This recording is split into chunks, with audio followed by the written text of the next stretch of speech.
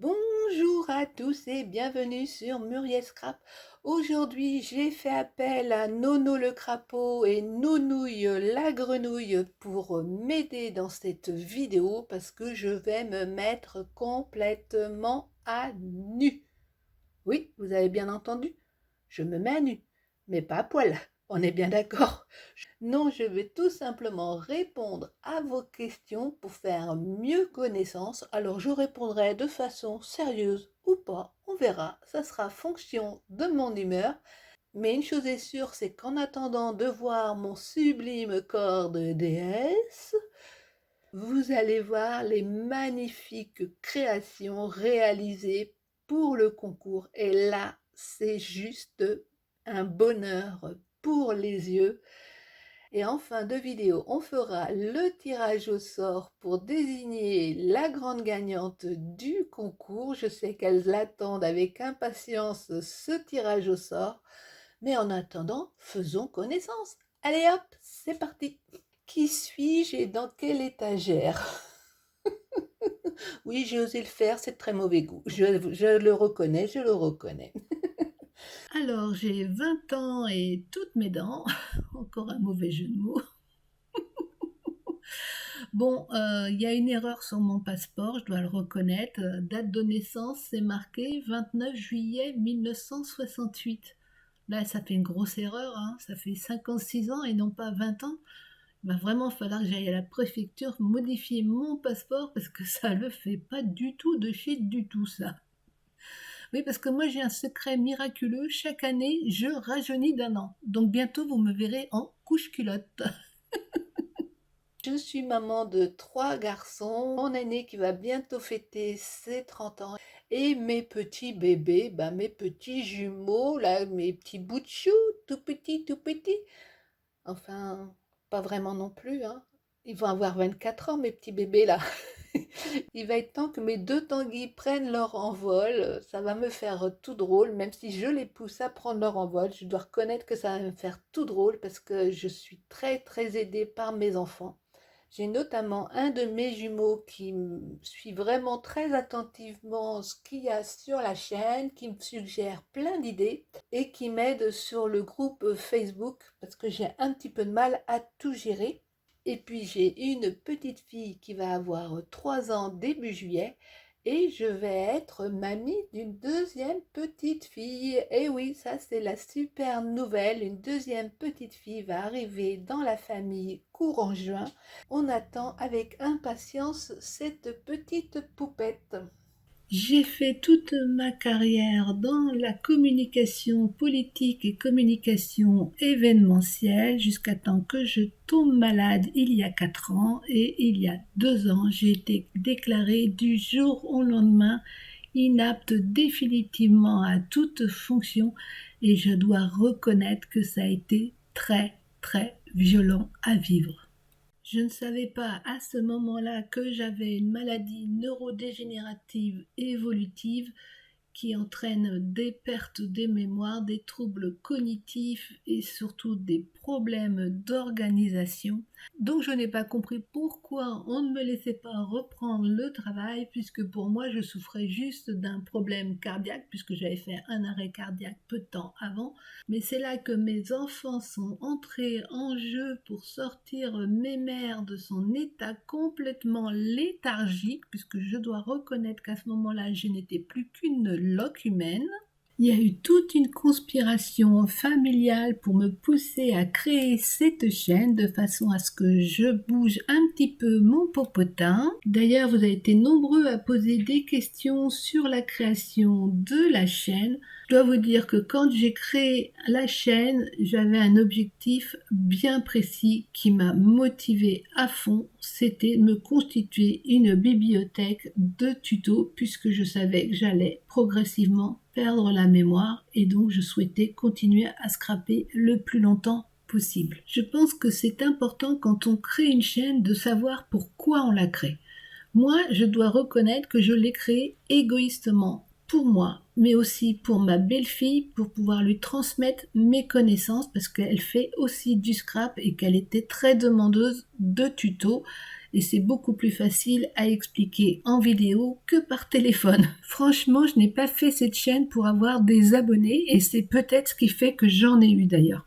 Parce que du coup, j'ai tourné les vidéos pour moi, c'est-à-dire aller à l'essentiel, essayer que ça soit compréhensible, quel que soit le niveau, parce que moi je sais que je vais perdre la mémoire, donc il faut que ça soit clair de A à Z. Et ce que je n'imaginais pas, c'est qu'on serait aujourd'hui à plus de 13 200 abonnés. Et ce que je n'imaginais pas, c'est tout ce que la chaîne m'apporterait en plus. Ça m'a permis de créer plein de contacts. Quand je vous réponds vraiment personnellement. C'est pas du fake, c'est pas pour être mieux référencé sur YouTube, c'est vraiment pour avoir un vrai contact, on va pas dire direct, mais presque. Parce que depuis que je suis malade, je vis très très isolée. Et c'est vrai que ça me permet de sortir de mon isolement d'une façon complètement dingue. J'ai fait des super rencontres, je me suis même trouvé une tata virtuelle, merci Jeanne-Marie. Vous me redonnez la pêche, l'envie de me lever les jours où je vais pas bien, parce que oui, il y a des jours où je ne vais pas bien, mais je ne vous montrerai jamais en vidéo, puisque ce n'est pas l'objet. Je suis pas là pour faire pitié, mais plutôt pour vous dynamiser, vous faire passer un bon moment. Au début, je ne souhaitais pas que la chaîne soit publique puisqu'elle était vraiment destinée juste à ma belle-fille et à moi et je me sentais pas légitime. J'avais énormément peur des jugements négatifs puisque je sais que les réseaux peuvent être très très violents. Donc on a mis en place des systèmes de garde-fous. C'est très clairement mon fils qui lisait les commentaires au départ et qui me disait c'est bon, tu peux les lire. Et on a fait ça pendant 2-3 mois. Et puis quand on a vu qu'il n'y avait pas de commentaires violents, ça a été bon. J'ai pu lire directement sans crainte de m'effondrer devant un commentaire négatif. D'ailleurs, vous ne verrez jamais sur cette chaîne des vidéos à des commentaires négatifs. Parce que ces vidéos-là, moi, je les trouve assez malsaines. Ça crée un buzz. On sait très bien qu'on va faire des vues en répondant à ce genre de vidéos et c'est rentrer dans un cercle vicieux. Donc je pense que ça n'a pas d'intérêt par rapport à l'objectif que je me suis fixé de faire ça sur ma chaîne. Si jamais j'ai un mauvais commentaire, eh bien c'est simple, je supprime le commentaire et je bannis la personne et puis ça ne va pas plus loin. Jusqu'à présent, je ne l'ai fait qu'une fois, vous n'en avez jamais entendu parler et vous n'en saurez pas plus. Pour démarrer la chaîne, j'ai très peu investi en matériel puisque je me sers de mon vieux coucou de téléphone. J'ai juste acheté un pied pour que l'image soit dans le bon sens.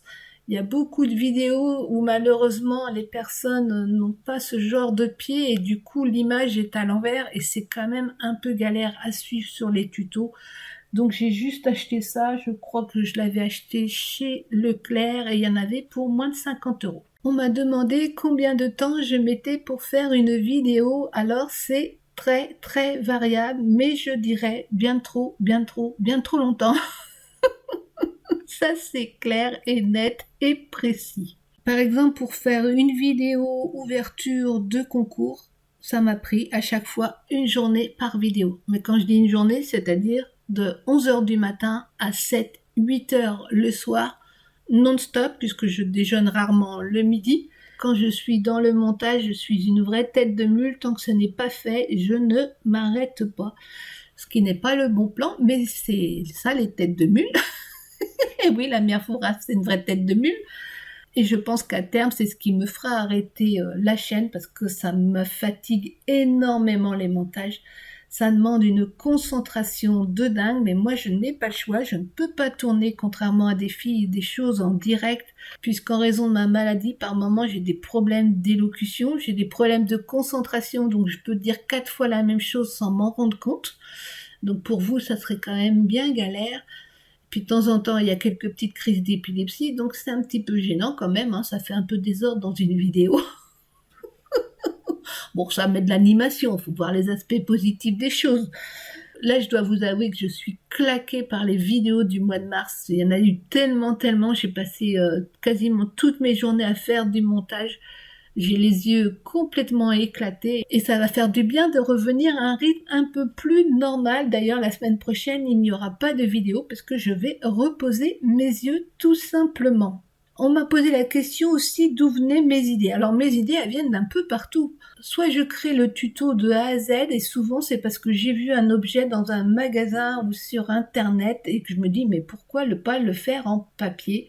Soit c'est clairement des choses que j'ai vues sur internet ou Pinterest, soit via des tutos, soit juste la photo et je vais essayer de reproduire. Mais dans ces cas-là, je fais toujours des modifications à ma sauce, que ce soit sur les mesures ou sur les façons d'expliquer, parce que je veux que ça soit toujours le plus simple. Alors il y a des jours où je n'ai aucune inspiration ou aucune envie de scraper, et bien c'est simple dans ces cas-là, je ne scrape pas, c'est pas plus compliqué que ça. Je ne m'oblige pas parce que j'ai une chaîne à aller scraper. Ça, c'est quelque chose qu'il faut vraiment, je pense, prendre en compte. Ça se sent, je trouve, quand les gens se forcent à faire des vidéos. C'est faire des vidéos pour essayer d'avoir des vues et avoir de l'argent. Moi, j'ai la chance de ne pas avoir besoin de l'argent de YouTube pour vivre, donc c'est plus facile à dire que pour d'autres peut-être. Mais du coup, pour moi, ça doit rester un plaisir. Si c'est une contrainte, si c'est me mettre la pression, c'est pas la peine, je préférerais arrêter. Et d'ailleurs, quand je suis fatiguée ou de mauvaise humeur ou que j'ai pas assez de pêche pour vous transmettre de l'énergie positive, eh bien, je ne tourne pas. D'ailleurs, c'est pour ça qu'au mois de décembre, vous avez eu très peu de vidéos. D'ailleurs, je remercie, il y a certaines personnes qui se sont inquiétées, mais c'est juste que j'étais pas assez bien pour vous transmettre du positif. Je pense que quand on a une chaîne, il faut garder les pieds sur terre et surtout se rappeler pourquoi on a créé la chaîne. Et ne pas se sentir obligé de faire quoi que ce soit et de croire qu'on est attendu. Non, on n'est pas le Messie, hein, on n'est pas attendu du tout. Hein. Moi, je suis juste la mère Fouras. Hein. Je peux vous dire qu'on m'attend pas. Hein. On m'a demandé également quelle chaîne de scrap je suivais. Alors j'essaye de suivre les chaînes de mes abonnés. Vous me voyez de temps en temps, je vous fais un petit coucou. Alors évidemment, je ne regarde pas toutes vos vidéos parce que j'ai déjà les yeux explosés par le temps que je passe sur les écrans pour faire les vidéos et répondre à vos commentaires, plus gérer le groupe Facebook. Je regarde pas mal de chaînes allemandes et polonaises. Et puis je suis également quelques chaînes américaines et anglaises, mais de façon un peu ponctuelle. On m'a demandé ce que je préférais scraper, très clairement c'est les albums. Alors c'est vrai que c'est paradoxal parce que sur la chaîne c'est là que vous avez le moins de tutos, tout simplement parce que moi je fais des créations uniques à partir des photos. C'est les photos qui génèrent mon choix de papier et de ma mise en page. Donc ce n'est pas possible de faire un tuto, sinon il faudrait que je refasse 2 fois le même album. Et alors là, pour moi, ça n'a strictement aucun intérêt. Par contre, je vais reprendre les tutos pages d'albums qui vous permettront de créer vos albums comme vous le souhaitez. Mais au moins vous aurez des idées de mise en page et de pop-up. Et moi aussi, ça m'aidera pour concevoir mes albums. Sinon, j'aime beaucoup les boîtes. Ça, vous avez pu le remarquer parce que je crois qu'il y a pas mal de tutos sur les boîtes. On m'a demandé quelle marque j'aimais scraper. Alors, comme vous avez peut-être pu le voir, j'aime beaucoup de choses et c'est là le problème d'ailleurs, puisque comme j'aime beaucoup le style, j'aime beaucoup de marques. J'aime bien des marques comme Stamperia, All & Create, les ateliers de Karine, la Fée du Scrap qui est juste à côté de chez moi pour les papiers. J'aime également beaucoup Shoe & Fleur. En fait, il y a beaucoup de marques que j'aime et c'est bien là le problème. Car vient la question du rangement. On m'a demandé si j'arrivais à ranger mon coin scrap. Alors normalement, je dirais oui, parce qu'il est très très bien organisé, parce que du fait que j'ai des problèmes de mémoire, il faut que tout soit carré, que chaque chose soit à sa place, parce que sinon je vais les perdre, je vais oublier que ça existe. Donc je suis obligée d'être très très rigoureuse dans mon organisation. Mais alors aujourd'hui, je peux pas dire que c'est bien rangé, parce qu'il y a tout le concours qui est étalé par terre. Puisque je viens de prendre toutes les photos, tout est par terre. Il y en a vraiment partout parce que fait exprès, j'ai acheté pas mal de produits ces derniers temps que je n'ai pas eu le temps de ranger, que je viens de recevoir un partenariat, mais un truc de dingue, mais alors il y en a partout. Il n'y a pas d'autre mot. J'ai qu'une hâte là, c'est de finir cette vidéo, ranger ma scrap room, donner un bon coup de nettoyage pour repartir dans de nouveaux projets. Alors on m'a demandé ce que j'allais faire de mes créations que j'ai reçues pour le concours. Eh bien je vais les garder. Et oui, il est hors de question pour moi de m'en séparer. Vous savez peut-être que j'ai un mur d'inspiration. Alors là, il est tout vide. C'est moche, mais c'est moche. Je vais bien évidemment venir poser certaines de vos créations dessus. Mais alors, j'en ai tellement reçu que je vais pas pouvoir tout mettre. Donc, ça va tourner en fonction de mes envies. Je vais mettre certaines cartes. À d'autres moments, ce sera d'autres choses. Et puis tout le reste va aller dans une petite boîte parce que ça va être une source d'inspiration. Quand je manque d'idées, eh bien je vais regarder vos créas et hop, je suis sûre d'avoir des idées. Pas bête la fille. Alors on m'a posé la question la plus difficile qui soit. Quel est le meilleur conseil que je pourrais donner à une débutante? Et alors là, c'est la colle de chez la colle. Ça fait plusieurs jours que j'y réfléchis et pour moi, il n'y a pas une seule réponse. Non, c'est pas possible de donner une seule réponse, je suis désolée. La première, c'est oser essayer. Quel que soit le style, oser essayer, c'est déjà un premier pas. Et le deuxième meilleur conseil que je pourrais donner, attention aux achats compulsifs.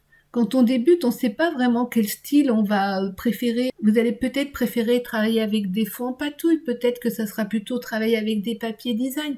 Peut-être que ça va être de faire des choses avec de la récup, style junk journal. Peut-être que ça sera des cartes. Peut-être que vous aimerez faire de l'aquarelle. Enfin, il y a tellement de possibilités que si vous commencez dès le départ par acheter plein de matériel, vous risquez de ne pas avoir le temps de tester ces matériels et très vite, ils risquent de dormir dans les placards. Et alors ça, pour moi, c'est de l'argent gaspillé. Ou pire, avoir investi dans des grosses machines style Cricut, Cameo, et en fait ne pas vous en servir ou au bout d'un an abandonner le scrap. Et alors là, c'est de l'argent vraiment perdu. Et mon troisième conseil, ça serait faites-vous plaisir. Prenez du temps pour vous, faites-vous plaisir. Donc voilà, j'ai pas vraiment répondu à la question, j'ai pas un meilleur conseil pour moi, il y en a 3. Osez scraper, attention aux achats et surtout faites-vous plaisir. C'est vraiment l'essentiel du scrap, c'est se faire plaisir. Il y a une autre question qui m'a semblé super intéressante, c'était est-ce que le scrap a-t-il tout envahi dans ta vie? Et c'est vraiment un truc qui a failli m'arriver. Ouais, en toute honnêteté, ça a vraiment failli m'arriver. Comme j'étais quelqu'un qui s'était surinvesti dans son travail, je faisais plus de 55 heures, je prenais pas la moitié de mes congés alors que j'étais fonctionnaire, c'est vous dire si j'étais malade du travail. Bref, il y avait que ça qui comptait dans ma vie. Quand j'ai perdu mon travail, j'ai tout perdu. Et du coup, comme mes enfants m'ont poussé à faire la chaîne, eh ben j'ai reproduit la même chose. C'est-à-dire que je me suis mis à faire que du scrap, à penser chaîne, comment j'allais faire ma vidéo et passer un temps fou alors que je n'ai plus les capacités intellectuelles pour le faire et que je fatigue très vite. Et à mes enfants, je parlais que de scrap, enfin tout tournait autour de ça. Et du coup, l'isolement que j'ai de par la maladie, je me recréais un deuxième isolement qui était le scrap, un comble. Donc il faut faire attention parce que le scrap, c'est un moyen de s'épanouir, mais c'est un moyen de s'épanouir seul bien souvent. Alors sauf celles qui ont la chance de scraper entre copines. Moi j'adorais quand je scrapais avec ma belle-fille, maintenant c'est plus possible, on n'habite pas assez près, mais j'adorais ces échanges-là. Mais je pense qu'il faut faire attention quand on scrape à pas s'isoler parce que mine de rien, c'est très chronophage. On peut vite se laisser embarquer dans des projets de dingue. Souvent, on arrive par le scrap, par le biais d'un moment où dans la vie, on est un petit peu malade et puis le scrap nous remet sur pied. Mais il faut pas tomber dans l'excès inverse. Mais c'est vraiment ce qui a failli m'arriver et c'est mes garçons qui m'ont dit là, stop, tu te fous trop la pression, ça traîne de repartir en vrille, tu tiens un peu le coup, là, je tenais plus debout, enfin, je mangeais plus, enfin, c'était plus possible. Et là, ils ont mis le haut là et ils ont bien fait. C'est important de prendre du temps avec des échanges humains, même si c'est très très difficile. Plus on est isolé, plus c'est difficile d'avoir des échanges humains. C'est ce que je me rends compte. Hein. Moi, je me suis isolée depuis 4 ans et j'ai vraiment du mal à sortir de ça. Mais bon, on va s'en sortir. Hein. Faut toujours voir le verre à moitié plein et pas le verre à moitié vide. Mais dans les mois qui vont venir, je vais plus avoir que du scrap à penser puisque je vous annonce une grande nouvelle. Un de mes jumeaux vient d'acheter une maison, une très grande maison. avec énormément de travaux. Et donc, je vais aller l'aider en fonction de mes capacités physiques et ça va me changer un petit peu la tête et changer d'environnement pour rester toujours chez moi. Et du coup, ça me permet de répondre à la dernière question. Vas-tu dans les salons scrap ou loisirs créatifs? Eh bien non, parce que malheureusement, j'ai un énorme problème avec la foule. Déjà, aller dans un magasin, c'est très compliqué. Il faut que je connaisse tout, que je sache où se trouvent les sorties de secours et qu'il n'y ait personne. Mais je progresse, ça va de mieux en mieux. Donc je me dis qu'on tient le bon bout et que peut-être que je pourrai aller avec ma belle-fille au prochain salon des loisirs créatifs qui se tiendra à Nantes. Mais là, le challenge, il est dur, hein, parce qu'il y a du monde. On verra ça. Bon, je crois que je vous en ai assez raconté pour aujourd'hui. Je vous ai pas donné mes astuces beauté. Ben, ça sera pour une autre fois, hein. Je vous mets par contre une photo de moi pour vous montrer les effets de ces traitements qui sont super efficaces. Je vous mets par contre une brève photo de moi pour vous montrer que ces astuces sont hyper efficaces. Alors attention, soyez bien attentifs parce que je vais pas montrer la photo trop longtemps. Ben non, je suis un petit peu pudique quand même. Je vous avais dit que j'allais me mettre à poil. Ben là, il y a même, je crois, 35 kilos de laine sur moi. C'est vous dire si les traitements sont efficaces. Mais on passe maintenant au tirage au sort. On se retrouve devant Monsieur Plouf Plouf. J'ai rentré le nom des 116 participants. Alors, vous voyez qu'il y a la participation de Caroline que vous n'avez pas vue. Tout simplement, son colis est bien parti en temps et en heure, mais malheureusement, il n'est pas encore arrivé à la maison. Je croise les doigts pour qu'il arrive, mais on ne pouvait pas attendre indéfiniment pour faire le tirage au sort. Je m'étais engagée à ce que ça soit la semaine du 1er avril. Donc, ça sera la semaine du 1er avril. Au travers de ce concours, je tenais vraiment à valoriser votre créativité à tous, votre gentillesse et vos savoir-faire. Et je pense que toutes ces merveilleuses créas vont être une source d'inspiration pour beaucoup d'entre nous. Donc, mille et mille merci. Vous ne pouvez pas savoir le bonheur que vous m'avez apporté, mais il est temps d'appuyer sur le bouton pour savoir qui est la grande gagnante. Vous êtes prête? Allez, c'est parti. Oh là là là là là là, c'est Muriel P du 45 qui a gagné. Alors là, ça me fait trop plaisir parce que l'année dernière, au concours, c'était une jeune étudiante qui avait gagné. Et là, c'est le contraire puisque Muriel participe depuis le début à tous les concours et tous les tirages au sort. Et jamais son nom n'est sorti. Comme quoi, il faut toujours persévérer puisque tu vois, Muriel, tu as enfin été tirée au sort. Tu pourras dire merci à monsieur Plouf Plouf. Contacte-moi par mail à murielscrap@orange.fr pour que je te fasse parvenir par Mondial Relais ton colis. Je suis sincèrement désolée pour toutes les autres participantes, mais ne désespérez pas, il y aura encore d'autres tirages au sort. Et puis, vous voyez, avec la persévérance de Muriel P, ça finit toujours par payer à un moment ou à un autre. Donc, je croise les doigts pour vous pour le prochain tirage au sort. En attendant, je vous dis prenez bien soin de vous et normalement, on se retrouve dans une semaine. Ciao, ciao!